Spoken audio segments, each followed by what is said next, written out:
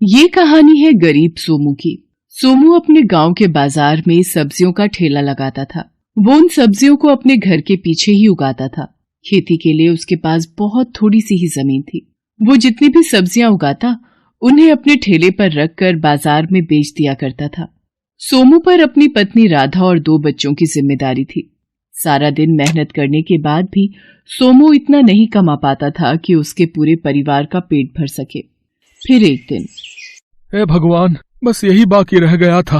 सोनू, पिंकी, कितनी बार समझाया है तुम दोनों को कि ठेले के ऊपर चढ़कर मत खेला करो।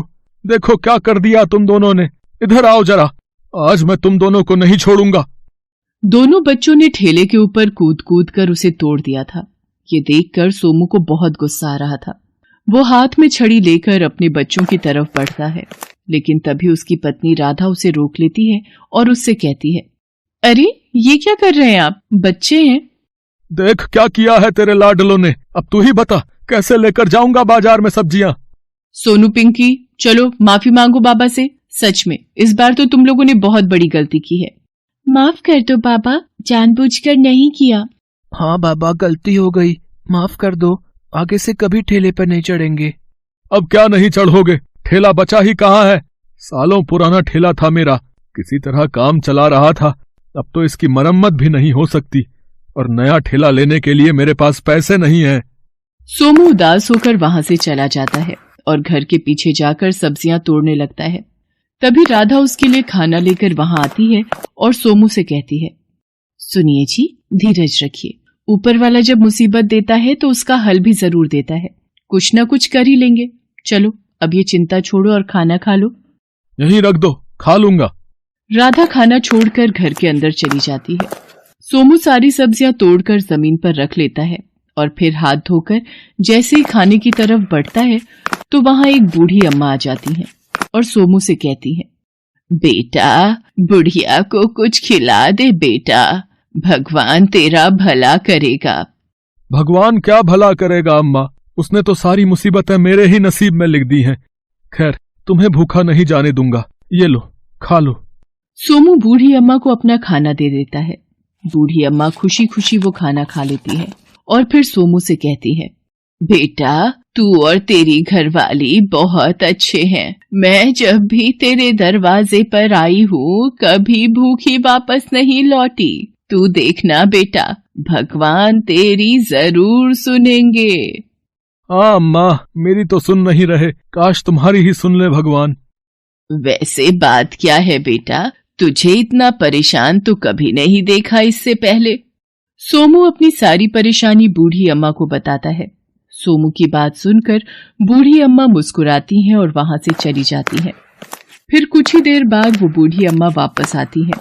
उनके हाथों में एक बड़ी सी टोकरी थी।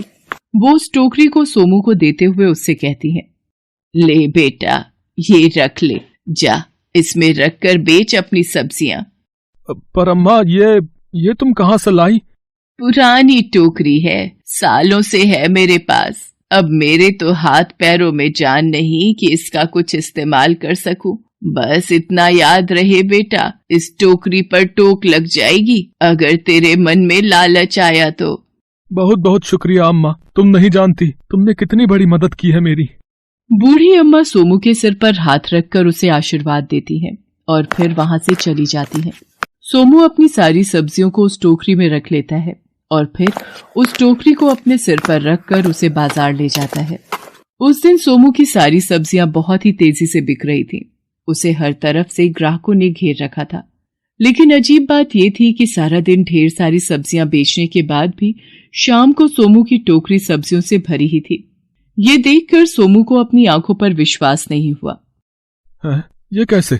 मैं तो कब से सब्जी बेच रहा हूँ, फिर ये सब्जियां खत्म क्यों नहीं हो रही? कहीं ये कोई सपना तो नहीं है? सोमू फौरन अपनी जेब में हाथ डालता है। उसकी जेब पैसों से भरी थी जो उसने सारा दिन सब्जी बेचकर कमाए थे। हे भगवान, ये क्या जादू है? सोमू ने टोकरी उठाई और अपने घर की तरफ चल दिया। रास्ते में उसे कई लोगों ने रोका और उससे सब्जी खरीदी, लेकिन फिर भी सोमू ने घर पहुंचकर देखा कि उसकी टोकरी अब भी सब्जियों से भरी हुई थी। सोमू असमंजस में था और सब्जी की टोकरी को घूरे जा रहा था। तभी उसकी पत्नी राधा वहां आ गई और सब्जी से भरी टोकरी को देखकर बोली, अरे ये क्या, आज एक भी सब्जी नहीं बिकी? ये टोकरी तो वैसी की वैसी ही है जैसी सुबह लेकर गए थे। नहीं राधा, बल्कि आज तो पूरे दिन ग्राहक आते रहे, लेकिन कमाल की बात है कि ये टोकरी अभी भी भरी हुई है। मैं यही तो देख रहा हूँ इतनी देर से। हैं? ये कैसे हो सकता है जी? आपकी तबीयत तो ठीक है ना? हाँ राधा, मैं सच कह रहा हूँ। यकीन नहीं होता तो ये देखो, ये सारे पैसे सब्जी बेचकर ही कमाए हैं मैंने। सोमू अपनी जेब से पैसे निकालकर राधा को दिखाता है। तब जाकर राधा को सोमू की बात पर भरोसा होता है। वो सोमू से कहती है, देखा जी, मैं ना कहती थी भगवान हमारी मदद जरूर करेंगे, तभी तो उन बूढ़ी अम्मा को हमारी मदद के लिए भेज दिया उन्होंने। मुझे तो पूरा विश्वास है ये टोकरी जादुई है, जादुई। हाँ राधा, मुझे भी यही लगता है, लेकिन फिर भी चल एक बार मिलकर खाली करते हैं इसे। सोमू और राधा मिलकर उस टोकरी में से सब्जियां बाहर निकालने लगते हैं, लेकिन उन्होंने महसूस किया कि वो जैसे ही एक सब्जी बाहर निकालते थे, उसकी जगह फिर से वही सब्जी वहां से खुद ब खुद आ जाती थी। वो टोकरी में से सब्जी निकालते रहे और सब्जियां अपने आप बढ़ती रहीं। ऐसे ही कई घंटे बीत गए और सोमू के घर में हर तरफ सब्जियों का ढेर लग गया। वाह राधा, अपनी तो किस्मत खुल गई। ये टोकरी तो सचमुच जादुई है राधा। हाँ, ठेला क्या चीज है, अब तो हम जो चाहे वो खरीद सकते हैं जी। सोमू के पास अब बेचने के लिए बहुत सारी सब्जियां थी। वो गांव के बड़े दुकानदारों को घर बुलाकर अपनी सब्जियां उन्हें बेच देता है। वो लोग खुद ही सोमू के घर से सारी सब्जियां उठवाकर ले जाते हैं। इस तरह सोमू की सारी मुसीबतें एक ही पल में उस जादुई टोकरी ने हल कर दी थी। सोमू और राधा हर रोज मिलकर टोकरी से खूब सारी सब्जियां निकालते और फिर उन्हें बेच दिया करते। इस तरह कुछ ही दिनों में सोमू काफी अमीर हो गया। उसने खुद सब्जियां उगाना छोड़ दिया और अब एक बड़े से घर में अपने पूरे परिवार के साथ रहने लगा। फिर एक दिन, राधा, मैं एक बात सोच रहा था। हाँ बोलिए ना। अगर इस टोकरी में सब्जियां कभी खत्म नहीं होती तो दूसरा सामान भी तो खत्म नहीं होगा ना? राधा सोमू का इशारा समझ गई थी। उसने तुरंत अपने गले से सोने का हार उतारकर उस जादुई टोकरी में डाल दिया और फिर कुछ देर बाद जब राधा उस हार को उठाने के लिए आगे बढ़ी तो टोकरी को देखकर चौंक गई। अरे अरे, ये क्या, सुनिए, इधर आइए जल्दी। सोमू जाकर टोकरी में देखता है। वो पूरी तरह से खाली थी। टोकरी में ना तो सोने का हार था और ना ही कोई सब्जी उसमें थी। सोमू और राधा को कुछ समझ नहीं आ रहा था। उन्होंने पास ही रखी एक लौकी उस टोकरी में डाली। वो लौकी टोकरी में डालते ही गायब हो गई। सोमू ने अपना सिर पकड़ लिया। अब उसे बूढ़ी अम्मा की कही आखिरी बात याद आ रही थी। बस इतना याद रहे बेटा, इस टोकरी पर टोक लग जाएगी अगर तेरे मन में लालच आया तो। सोमू समझ गया था कि उसे उसके लालच की सजा मिली है। वो टोकरी अब भी जादुई थी, लेकिन उसका जादू सोमू को अमीर नहीं बल्कि वापस गरीब बनाने के लिए था। हेलो दोस्तों।